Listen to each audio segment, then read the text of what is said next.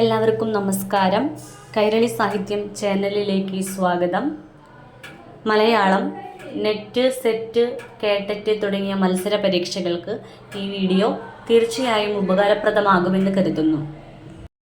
നമുക്കിന്ന് കഥാസാഹിത്യത്തെക്കുറിച്ച് ചർച്ച ചെയ്യാം. ചെറുകഥയുടെ നിർവചനം നോക്കാം.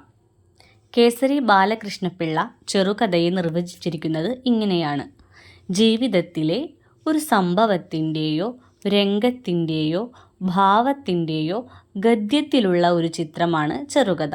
നമ്മൾ ആദ്യം ഓർത്തു വയ്ക്കുക: സംഭവം, രംഗം, ഭാവം. ഒന്നുകൂടെ പറയാം: ജീവിതത്തിലെ ഒരു സംഭവത്തിൻ്റെയോ രംഗത്തിൻ്റെയോ ഭാവത്തിൻ്റെയോ ഗദ്യത്തിലുള്ള ഒരു ചിത്രമാണ് ചെറുകഥ. ഭാവനയിലുള്ള ഒരു സന്ദർഭം മനോഹരമായി ചിത്രീകരിക്കുകയാണ് ചെറുകഥയിലൂടെ ചെയ്യുന്നത്. അതായത് നോവലിലെ പോലെ കാര്യങ്ങൾ വളരെ പരത്തി പറയുന്നതിന് പകരം വളരെ ചുരുക്കി സംഗ്രഹിച്ച് പറയുകയാണ് ഇവിടെ ചെയ്യുന്നത്. ഒരാൾ മറ്റു ചിലരോട് ചെയ്യുന്ന നാദീദീർഘമായ സംവാദം, അത് കഥ എന്ന് ചെറുകഥയ്ക്ക് വില്യം സരോയൻ നിർവചനം നൽകുന്നു. വില്യം സരോയൻ എന്താണ് പറഞ്ഞത്? ഒരാൾ മറ്റു ചിലരോട് ചെയ്യുന്ന നാദീദീർഘമായ സംവാദം. BC 4-ാം നൂറ്റാണ്ടിലുണ്ടായ 2 സഹോദരന്മാർ ആണ് നമുക്ക് കിട്ടിയിട്ടുള്ള ഏറ്റവും പുരാതനമായ കഥ. 2 സഹോദരന്മാർ. BC 6-ാം നൂറ്റാണ്ടിൽ ഗ്രീസിലുണ്ടായതെന്ന് പറയപ്പെടുന്ന ഈസോപ്പ് കഥകളും ശ്രീബുദ്ധൻ്റെ മുജ്ജന്മങ്ങളെക്കുറിച്ചുള്ളവയെന്ന് കരുതപ്പെടുന്ന ജാതക കഥകളും AD 300-നും 500-നും ഇടയ്ക്ക് രചിക്കപ്പെട്ടവയെന്ന് നാം വിശ്വസിക്കുന്ന പഞ്ചതന്ത്ര കഥകളും ചെറുകഥയുടെ ആദ്യ രൂപങ്ങളാണ്. ഈസോപ്പ് കഥകളും ജാതക കഥകളും പഞ്ചതന്ത്ര കഥകളും ചെറുകഥയുടെ ആദ്യ രൂപങ്ങളാണ്. ഇംഗ്ലീഷ് സാഹിത്യ സമ്പർക്കമാണ് മലയാളത്തിൽ ചെറുകഥയുടെ ആവിർഭാവത്തിന് വഴിയൊരുക്കിയിട്ടുള്ളത്. നമുക്ക് ആദ്യകാല ചെറുകഥാകൃത്തുക്കളെ പരിചയപ്പെടാം. വേങ്ങയിൽ കുഞ്ഞിരാമൻ നായനാർ, ഒടുവിൽ കുഞ്ഞിക്കൃഷ്ണമേനോൻ, Ambadi Narayana Poduval, CS Gopalapanicker, Moorkoth Kumaran, K Sukumaran, MR കേസി, EV കൃഷ്ണപിള്ള. വേങ്ങയിൽ കുഞ്ഞിരാമൻ നായനാർ മലയാളത്തിലെ ആദ്യ കഥാകാരനായി പരിഗണിച്ചു പോരുന്നത് വേങ്ങയിൽ കുഞ്ഞിരാമൻ നായനാരെയാണ്. 1066-ൽ കുംഭലക്കം വിദ്യാവിനോദിനിയിൽ പ്രസിദ്ധീകരിച്ച നായനാരുടെ വാസനാവികൃതിയാണ് മലയാളത്തിലെ ആദ്യ ചെറുകഥ. നമ്മളിങ്ങനെ ആലോചിക്കുക, ആദ്യമായിട്ടൊക്കെ നമുക്ക് കഥ എഴുതണമെങ്കിൽ നല്ല വാസന ആവശ്യമായിട്ടുണ്ട്. മലയാളത്തിലെ ആദ്യ ചെറുകഥ വാസനാവികൃതി. കേസരി എന്ന തൂലികാനാമത്തിലാണ് അദ്ദേഹം കഥകൾ രചിച്ചിരുന്നത്. അദ്ദേഹത്തിൻ്റെ തൂലികാനാമം കേസരി. രാജശിക്ഷ അനുഭവിച്ചിട്ടുള്ളവരിൽ എന്നെപ്പോലെ ബാഹ്യഹീനന്മാരായി മറ്റാരും ഉണ്ടായിട്ടില്ല എന്ന കഥാനായകൻ്റെ ആത്മകഥാപരമായ പ്രസ്താവവുമായി തുടങ്ങുന്ന കഥയാണ് വാസനാവികൃതി. 1891-ലാണ് കഥ പ്രസിദ്ധീകരിക്കുന്നത്. 1891. 6 മാസത്തെ തടവ് ശിക്ഷ കഴിഞ്ഞു പുറത്തുവന്ന ഇക്കണ്ടക്കുറുപ്പ് സ്വന്തം കഥ ചുരുക്കി പറയുന്നതാണ് വാസനാവികൃതി. പാത്രസ്വഭാവപ്രധാനവും കർമ്മഫലത്തിൻ്റെ അനിവാര്യതയെ ആലോചനാമൃതമായി നർമ്മബോധത്തോടെ ചിത്രീകരിക്കുന്ന സരസമായ കഥയാണിത്. ഈ കഥയിൽ നർമ്മരസം കാണാം. ഇതിൽ പ്രധാന കഥാപാത്രം ഇക്കണ്ടക്കുറുപ്പാണ്. 6 മാസത്തെ ജയിൽ ശിക്ഷ കഴിഞ്ഞ് പുറത്തു വന്ന അദ്ദേഹം തൻ്റെ സ്വന്തം കഥ ചുരുക്കി പറയുന്നതാണ് വാസനാവികൃതി. കേസരിയുടെ മറ്റൊരു ചെറുകഥയാണ് ദ്വാരക. ഇതൊരു സ്വപ്നാഖ്യാനമാണ്. മലയാളത്തിലെ ചെറുകഥകളിൽ പലതുകൊണ്ടും അഗ്രസ്ഥാനം അർഹിക്കുന്നു എന്ന് MP പോൾ അഭിപ്രായപ്പെടുന്നു.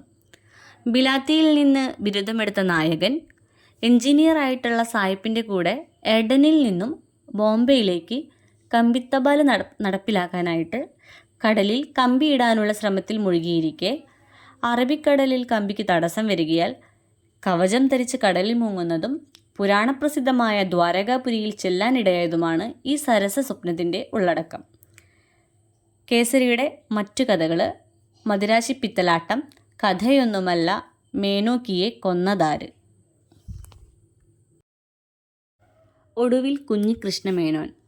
പ്രണയകഥകളോടായിരുന്നു ഒടുവിലിന് താൽപ്പര്യം. അദ്ദേഹം രചിച്ച പ്രധാന കൃതികളാണ് കല്യാണിക്കുട്ടി, ജാനു, നാരായണിക്കുട്ടി, കേളുണ്ണി മൂപ്പിൽ നായർ. അസംഭവ്യങ്ങളും അതിശയോക്തിമയങ്ങളുമായ കെട്ടുകഥകളാണ് ഈ 4 കഥകളും. കുറ്റകൃത്യങ്ങളും ധീരസാഹസകർമ്മങ്ങളും പ്രേമവും പരിണാമഗോപനവും കൂട്ടിക്കലർത്തിയാണ് കുഞ്ഞികൃഷ്ണമേനോൻ്റെ കഥാരചന. സംഭാഷണങ്ങൾ കൂടുതലായിട്ട് ഉപയോഗിക്കുന്നുണ്ട്. അദ്ദേഹത്തിൻ്റെ കഥകൾ എന്ന് പറയുന്നത് ചെറുകഥകളല്ല, അത് ചെറുതാക്കി എടുത്തിട്ടുള്ള നോവലുകളാണ്. ചെറുകഥയ്ക്ക് ഉൾക്കൊള്ളാനാകാത്ത സംഭവകാല ദൈർഘ്യങ്ങളുണ്ട് ഓരോന്നിലും. ഏകോദ്ദേശകത്വം, ഏകാഗ്രത എന്നീ ധർമ്മങ്ങൾ ഒരു കഥയിലും കാണുന്നില്ല. ഈ കഥകൾ ഉള്ളടക്കത്തിൻ്റെ സ്വഭാവം കൊണ്ട് തികച്ചും റൊമാൻസുകൾ എന്ന വിഭാഗത്തിലും രൂപം കൊണ്ട് ലഘു നോവൽ എന്ന വിഭാഗത്തിലും പെടുന്നു. റൊമാൻസ്, ലഘു നോവൽ എന്ന് ഒന്ന് ഓർത്ത് വയ്ക്കാം. ഒടുവിൽ കുഞ്ഞികൃഷ്ണമേനോൻ്റെ കഥകളാണ് ഒരു യോഗം, കൗമുദി, വിചാരം തെറ്റി. ഈ കൃതികൾ കൂടി നിങ്ങൾ പഠിച്ചു വയ്ക്കാം. CS ഗോപാലപ്പണിക്കർ, അദ്ദേഹത്തിൻ്റെ കൃതികൾ നമുക്ക് പരിചയപ്പെടാം. ഇങ്ങനെ വരുമെന്ന് വിചാരിച്ചില്ല, മേൽവിലാസം മാറി, ഒരു നീളം കുറഞ്ഞ കത്ത്, ഇതെന്തു മറിമയമാണ്, അല്ലെങ്കിൽ ഒരു കടങ്കഥയുടെ കഥ, ഒരു മുതല നായാട്ട് എന്നിവയാണ് CS ഗോപാലപ്പണിക്കരുടെ കഥകൾ. ഇങ്ങനെ വരുമെന്ന് വിചാരിച്ചില്ല, മേൽവിലാസം മാറി, ഒരു നീളം കുറഞ്ഞ കത്ത്, ഇതെന്ത് മറിമായമാണ്, അല്ലെങ്കിൽ ഒരു കടങ്കഥയുടെ കഥ, ഒരു മുതല നായാട്ട് എന്നിവയാണ് CS ഗോപാലപ്പണിക്കരുടെ കഥകൾ. നീലഗിരിയിലെ വില്യം ചാർലി എന്ന യുവ എഞ്ചിനീയർ സായിപ്പിനു പറ്റിയ അമളിയുടെ കഥയാണ് ഇങ്ങനെ വരുമെന്ന് വിചാരിച്ചില്ല. മേൽവിലാസം മാറി എന്ന കഥയ്ക്ക് സർപ്പക സ്വഭാവമുണ്ട്. അതായത് ഒരു കുറ്റാന്വേഷണ രീതിയിലുള്ള കൃതിയാണ്. കൊച്ചി കായലിൽ നടത്തിയ ഒരു സാഹസവൃത്തിയുടെ റിയലിസ്റ്റിക് വിവരണമാണ് മുതല നായാട്ട്. നീളം കുറഞ്ഞ കത്ത് എന്ന കഥ ഒരു കള്ളക്കേസിൽ വാദി കാണിച്ച കൗശലം പ്രതിഭാഗം വക്കീല് ബുദ്ധിപൂർവം തെളിയിക്കുന്നതാണ്. അപ്പോൾ ഓരോ കഥയുടെയും സന്ദർഭങ്ങളും പഠിച്ചു വയ്ക്കുന്നത് നല്ലതാണ്. അടുത്ത കഥാകൃത്ത് അമ്പാടി നാരായണ പൊതുവാൾ. അമ്പാടി നാരായണ പൊതുവാൾ ഭാവനാഗതിയിലും ഭാഷാശൈലിയിലും അപ്പൻ തമ്പുരാൻ്റെ അനുയായിയാണെന്ന് അച്യുതൻ അഭിപ്രായപ്പെടുന്നു. അച്യുതൻ പറയുന്നത് അമ്പാടി നാരായണ പൊതുവാൾ അപ്പൻ തമ്പുരാൻ്റെ അനുയായിയാണെന്നാണ്. കഥാവിഷയ സ്വീകരണത്തിലും ശൈലിയിലും പൊതുവാൾക്ക് തമ്പുരാനോട് സാദൃശ്യമുണ്ട്. ഭാവനാഗതിയിലും ഭാഷാശൈലിയിലും മാത്രമല്ല, കഥാവിഷയ സ്വീകരണത്തിലും ശൈലിയിലും പൊതുവാൾക്ക് തമ്പുരാനോട് സാദൃശ്യമുണ്ടെന്ന് പറയുന്നുണ്ട്. പ്രാസഭ്രമം പൊതുവാളിൻ്റെ ദോഷമാണെങ്കിലും ഫലിതരസികത എന്ന ഗുണമുണ്ടെന്നും മഹാകവി ഉള്ളൂർ പറയുന്നുണ്ട്. പ്രാസഭ്രമം അദ്ദേഹത്തിൻ്റെ ദോഷമാണെങ്കിലും ഫലിതരസികത എന്ന ഗുണമുണ്ടെന്നാണ് ഉള്ളൂർ പറയുന്നത്. ഇനി നമുക്ക് നാരായണ പൊതുവാൾ രചിച്ച കഥകൾ നോക്കാം. വള കൊണ്ട വനിത, ആദരിച്ച പാതിര, കൈമളശ്ശൻ്റെ കല്യാണം, കണ്ടപ്പൻ്റെ കൊണ്ടാട്ടം, ഉളി പിടിച്ച കൈ, കൈനോട്ടം മാറി, ഒരു ഇതിഹാസ വനിത എന്നിവയാണ് അദ്ദേഹത്തിൻ്റെ കൃതികൾ. കഥയെഴുത്തിൽ വലിയൊരു തത്വമായി പൊതുവാൾ എണ്ണിപ്പോന്ന പരിണാമഗുപ്തി വളർന്ന് അതിൻ്റെ യൗവനത്തിലെത്തിയത് അപസർപ്പക കഥകളിലാണ് എന്നും അതിൻ്റെ ഫലങ്ങളാണ് പൊതുവാളുടെ അപസർപ്പക കഥകളെന്നും മുണ്ടശ്ശേരി പ്രസ്താവിക്കുന്നു. 1081 രസികരഞ്ജിനിയിൽ വന്ന കുറ്റാന്വേഷണ കഥയാണ് ഉളി പിടിച്ച കൈ. 1081 രസികരഞ്ജിനിയിൽ ഉളി പിടിച്ച കൈ. മരുമക്കത്തായ തറവാടുകൾക്കുണ്ടാകുന്ന ബന്ധത്തിൻ്റെ കെടുതികളും മറ്റും അദ്ദേഹത്തിന് കഥാവിഷയമായിട്ടുണ്ടെന്നതിന് ഉദാഹരണമാണ് പോത്തിൻ പുറത്തു കഴു, മംഗലം വന്നു എന്നീ കഥകൾ. ഇനി നമുക്ക് MR കേസിയെ പരിചയപ്പെടാം. MR കേസിയുടെ പൂർണ്ണനാമം ചെങ്കുളത്ത് ചെറിയ കുഞ്ഞിരാമ മേനോൻ. എന്താണ് ചെങ്കുളത്ത് ചെറിയ കുഞ്ഞിരാമ മേനോൻ? MR കേസി മുഖ്യമായിട്ടും ചരിത്ര കഥകളാണ് എഴുതിയിട്ടുള്ളത്. പിന്നെ കൂടാതെ നമ്മുടെ സാമുദായിക കഥകളും അദ്ദേഹം രചിച്ചിട്ടുണ്ട്. അദ്ദേഹത്തിൻ്റെ സാമുദായിക കഥകളാണ് ഉക്കണ്ടനുണ്ണിയുടെ തറവാട്, കാലം പോയ പോക്ക്, അച്ഛൻ്റെ ഒസ്യത്ത് തുടങ്ങിയവ. ഇംഗ്ലീഷുകാരുടെ ജീവിതത്തിലെയും സംസ്കാരത്തിലെയും നല്ല വശങ്ങൾ ഉൾക്കൊള്ളാതെ ബാഹ്യപരിഷ്കൃതിയിൽ ഭ്രമിച്ച് ഇളം തലമുറക്കാർ ജീവിത സമ്പ്രദായത്തിൽ മാറ്റം വരുത്തിയതുമൂലം തറവാടിന് വന്ന നാശം പ്രമേയമാക്കി രചിച്ച കഥയാണ് കാലം പോയ പോക്ക്.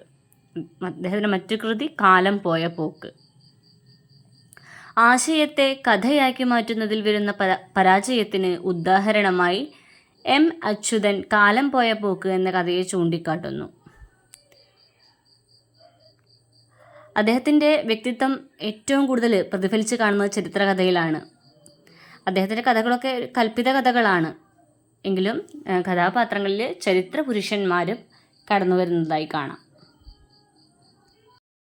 പഴശ്ശിത്തമ്പുരാൻ്റെ വിശ്വസ്ത സഹായിയും ഒതേനൻ, കോമൻ, കണ്ണപ്പൻ തുടങ്ങിയ വീരനായകന്മാരുടെ പരമ്പരയിലെ അവസാനത്തെ കണ്ണിയും ചരിത്രപുരുഷനുമായിരുന്ന എടച്ചേന കുങ്കൻ്റെ വീരസാഹിത്യകൃത്യങ്ങളെ ആസ്പദമാക്കിയിട്ടുള്ള ഒരു കഥാപരമ്പരയാണ് എം.ആർ. കേസിയുടെ ചരിത്രകഥകളിൽ ഏറ്റവും പ്രധാനപ്പെട്ടവ.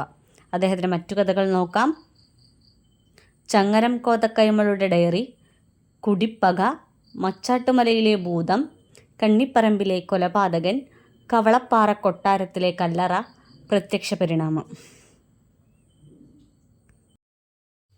ചെറുകഥാകൃത്തുക്കളിൽ പ്രമുഖനായിട്ടുള്ള ഒരാളാണ് മൂർഖോത്ത് കുമാരൻ. അദ്ദേഹത്തിൻ്റെ ആദ്യ കഥ കലികാല വൈഭവം. 1896 കലികാല വൈഭവം പ്രസിദ്ധീകരിക്കപ്പെടുന്നത്. സമുദായത്തിൽ മാറിവരുന്ന ആദർശങ്ങളെ ആസ്പദമാക്കി രചിക്കപ്പെട്ട കൃത്രിമത്വമുള്ളൊരു കെട്ടുകഥയാണ് കലികാല വൈഭവം. അദ്ദേഹം നേരമ്പോക്കിൻ്റെ രൂപത്തിൽ രചിച്ചിട്ടുള്ള കഥയാണ് കോഴിക്കോട്ട് യാത്ര, എൻ്റെ തീവണ്ടി യാത്ര, ഒരു കഠിനക്കൈ, മരണപത്രം, പിശാച്.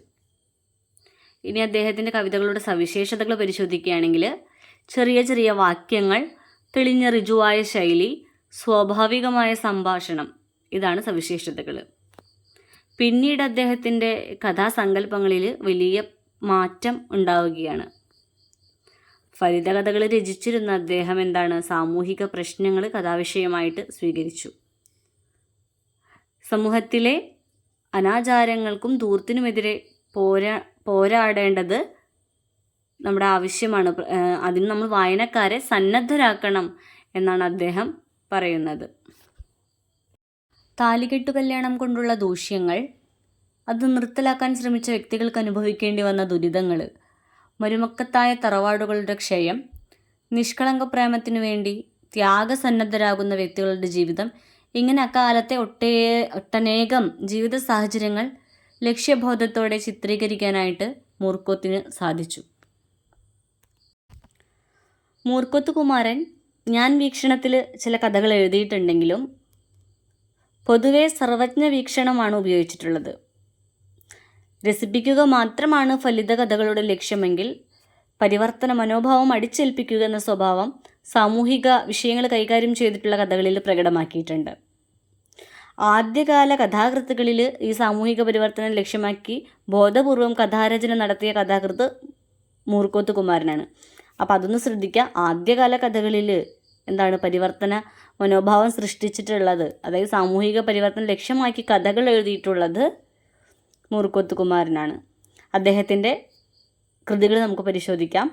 കാശ്മീരുടെ ചെരുപ്പ്, എന്നിട്ടും, ഒരൊറ്റ നോക്ക്, കൊലയോ ആത്മഗതിയോ, ചങ്ങാതിയുടെ പരിവർത്തനം, പാറുക്കുട്ടി, വനകുസുമം, ഒരു നരിയെ കൊന്ന വെടി, ഒരു ചെറിയ കുട്ടി, രതിബായി. കെ സുകുമാരൻ, അതായത് ആധുനിക മലയാള ഒരു ചെറുകഥയുടെ സ്വഭാവങ്ങൾ നമുക്ക് കെ സുകുമാരൻ്റെ കൃതികളിൽ കാണാം. അദ്ദേഹത്തിൻ്റെ ചെറുകഥയുടെയൊക്കെ പ്രധാന വിഷയം സ്ത്രീയായിരുന്നു. ഏതാണ്ട് മണിപ്രവാള വാക്യങ്ങളെപ്പോലെ മഹിളാളി മഹാസ്പദമാണ് സുകുമാരൻ്റെ കഥാസാഹിത്യമെന്ന് എം. അച്യുതൻ അഭിപ്രായപ്പെടുന്നുണ്ട്. അപ്പോൾ എന്താണ് എം. അച്യുതൻ കെ സുകുമാരൻ്റെ കഥകളെക്കുറിച്ച് അഭിപ്രായപ്പെട്ടത് എന്നുള്ള ചോദ്യങ്ങളൊക്കെ നമുക്ക് പ്രതീക്ഷിക്കാം. ഞാനും എൻ്റെ പേടിയും, ഒരു വീരവാദം, കടം കൊണ്ട് കിട്ടിയ മുതൽ, രോഗാന്തകയോഗി, നായരുടെ അപജയം, ജഡ്ജിയുടെ കോട്ട്, ഒരു പന്തയം, ചിതമായ ചതി, നിങ്ങളാണ് സമർത്ഥൻ, ആ പടിപ്പുര, ശരിയായ തെറ്റ്, ആരാൻ്റെ കുട്ടി, കൂനിയുടെ ചികിത്സ എന്നിവയാണ് പ്രധാനപ്പെട്ട കഥകൾ. ഈ കഥകളൊന്ന് ഓർത്തു വയ്ക്കുക. കഥാപാത്രങ്ങളുടെ സാമർത്ഥ്യ പ്രകടനങ്ങളും സംഭാഷണങ്ങളുടെ ഒരു ചടുലതയുമൊക്കെയാണ് സുകുമാരൻ്റെ കഥകൾക്ക് ജീവൻ നൽകുന്നത്.